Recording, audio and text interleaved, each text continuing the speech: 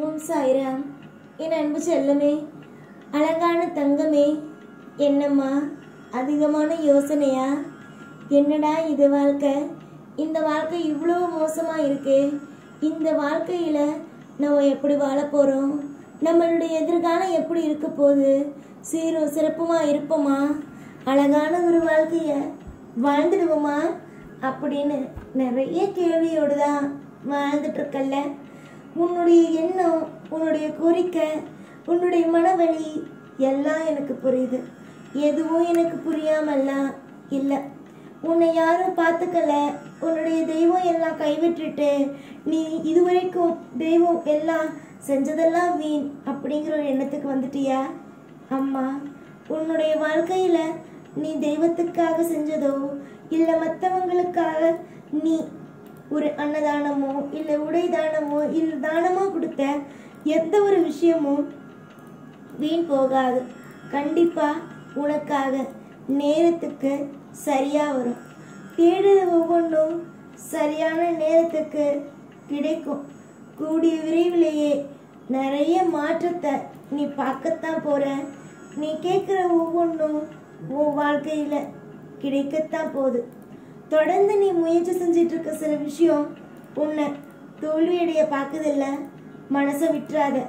உன்னுடைய வாழ்க்கையில் தோல்வி அப்படிங்கிறது மிகப்பெரிய ஒரு இடத்துல பிடிச்சிருக்கு. எனக்கு தெரியும், உன் வாழ்க்கையில் தோல்வி இருக்கவே கூடாது அப்படின்னு நினச்சேன். ஆனால் தோல்வியே மிகப்பெரிய ஒரு இடமா பிடிச்சிருக்கும் போது என்ன செய்ய முடியும்? தோல்வியை நிச்சயமாக உன்னுடைய வாழ்க்கையிலிருந்து நான் எடுப்பேன். எனக்கு எல்லா விஷயமும் தெரியும், உனக்கு அதுவும் தெரியும்ல. எல்லா விஷயமும் எனக்கு தெரியுங்கிறது நம்பிக்கை மட்டும் என்னைக்கும் விட்டுடக்கூடாது.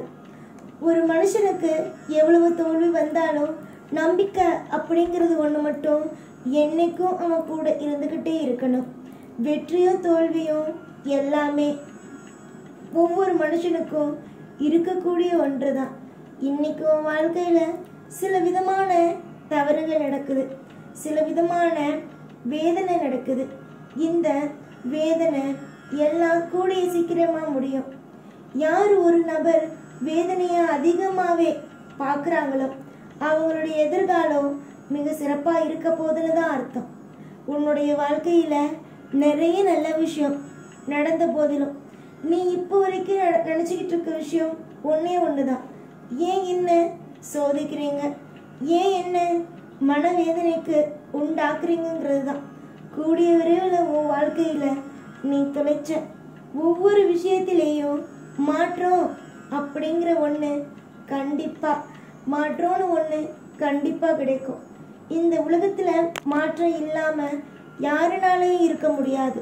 அதே மாதிரி தான் உன் வாழ்க்கையிலையும் கண்டிப்பாக மாற்றம் அப்படிங்கிறது கண்டிப்பாக உண்டு. தேடுற ஒவ்வொன்றும் கிடைக்கும். வாழ்க்கையில் வலியும் வேதனையையும் நிறைய சம்பாதிச்சிட்டேன். இதுக்கு மேலே அந்த சம்பாதிச்ச பற்றி அந்த வேதனை வலியும் அதெல்லாம் ஓரமாக போட்டுட்டு இனிப்பான காரியம் உன் வாழ்க்கையில் வரப்போகுது. அதை நினச்சி சந்தோஷப்பட்டினா கொஞ்சம் சௌகரியமாக இருக்கும் உன்னை படைச்ச எனக்கும். நீ யோசிக்கிற விஷயத்துல எல்லாம் உனக்கு நான் துரோகம் செஞ்சுட்டேன், உன்னை ஏமாத்திட்டேன் அப்படின்னு நினைக்கிறேன். நான் எந்த ஒரு காலமும் என் பிள்ளைங்களுக்கு துரோகங்கிற ஒன்று செய்கிறதில்ல. அவங்களுடைய கர்மவினை அவங்கள பாதிக்குதே தவிர நான் என்னுடைய பிள்ளைங்களுக்கு துரோகத்தை செய்யணும், அவங்க வாழ்க்கையில் கஷ்டப்படணும், அவங்க நிம்மதியே இல்லாமல் ஒரு இடத்துல வாழணுங்கிறத நான் என்னைக்கும் நினச்சது கூட கிடையாது.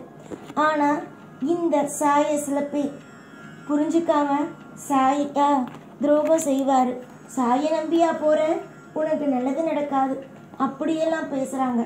என்னை பிடிச்சவங்க கண்டிப்பாக என் கூட இருக்கட்டும். பிடிக்காதவங்க, மற்றவங்க பேச்சு கேட்குறவங்க தாராளமாக அவங்கவுங்க மனசுக்கு என்னென்னலாம் தோணுதோ எல்லாமே செய்யட்டும். இன்னைக்கு கஷ்டம், நாளைக்கு கஷ்டம் இல்லை.